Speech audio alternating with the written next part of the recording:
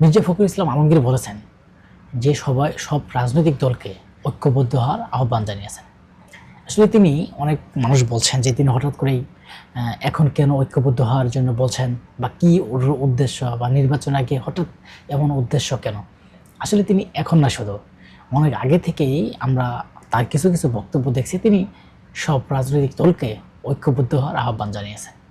কিন্তু যদি রাজনৈতিক দল ঐক্যবদ্ধ না হয়, বাংলাদেশ ব্যর্থ হবে, বাংলাদেশের উন্নয়ন ব্যর্থ হবে এবং বাংলাদেশকে উন্নত দিকে এগিয়ে নিয়ে যাওয়া সম্ভব না।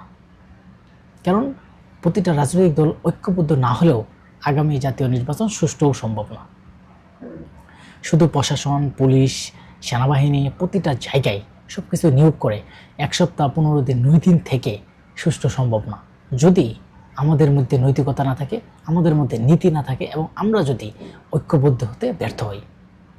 আপনি দেখেন, যখন আওয়ামী লীগ সরকার থাকলো, আওয়ামী লীগ সরকার থাকার পরে তখন আমরা ভাবছি যে সব রাজনৈতিক দলের মধ্যে একটা আওয়ামী লীগের কারণে অন্য অন্য রাজনৈতিক দলের সাথে ঐক্য নাই। কারণ আওয়ামী লীগ, বিএনপি তাদের মধ্যে একটা বাজাবাজি এবং আওয়ামী লীগের সাথে আওয়ামী লীগ একা একাই নির্বাচন করে, সেই নিয়েও প্রশ্নবিদ্ধ রয়েছে।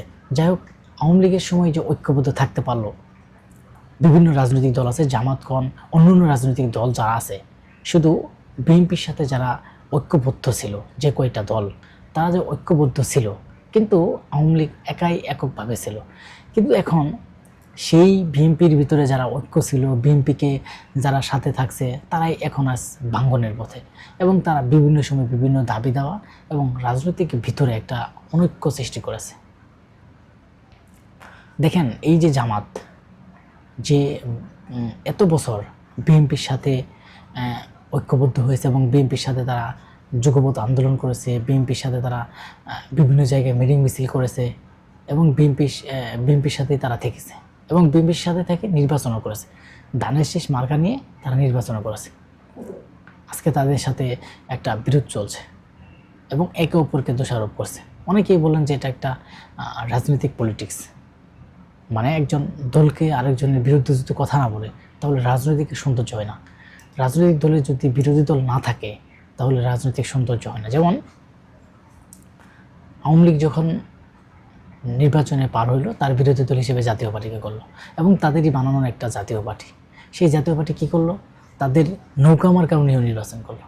বিরোধী দল হলো কেমনে?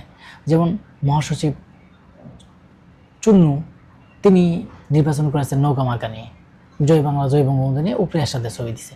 কিন্তু এই যে নৌকা মার্কা নিয়ে নির্বাচন করে বিতর্কিত, তাহলে তারা বিরোধী দল হলো কেমনে? কিন্তু এখন আসলে কি জাতীয় বিএনপি আর জামাত তারা কি আসলে তাই, নাকি তাদের আসলে আলাদা আলাদা একটা দল হিসেবে ভাগ হয়ে গেছে? এবং তাদের জামাতের যে 8 দলীয় একটা জোট, সেই দলের ভিতরেও অনেক নানা ধরনের কোন্দন রয়েছে। তাদের ইসলামী দলের ভিতরে আজকে ইসির সাথে গতকাল ইসির সাথে যে একটা সংবাদ সম্মেলন করছে বা ইসির সাথে বৈঠক করছে, সেখানেও তাদের একাংশকে বের করার জন্য, বাইর হওয়ার জন্য ইসি বলে দিচ্ছে। তাহলে দেখেন, বাংলাদেশের রাজনৈতিক দল সবাই ক্ষমতা যেতে চায়, ছোটো বড়ো যা রাজনৈতিক দল আছে সবাই ক্ষমতায় যেতে চায় এবং ক্ষমতা লাগবে। কিন্তু কেউ চায় না যে আমি ক্ষমতায় যাই আর না যাই, জনগণের জন্য কাজ করব এবং আমরা আগামী নির্বাচনকে সুষ্ঠু সুন্দর করে মানুষের গণতন্ত্র ফিরিয়ে দেব। এবং আপনারা দেখেন একজন আরেকজনকে কিভাবে দোষারোপ করছে।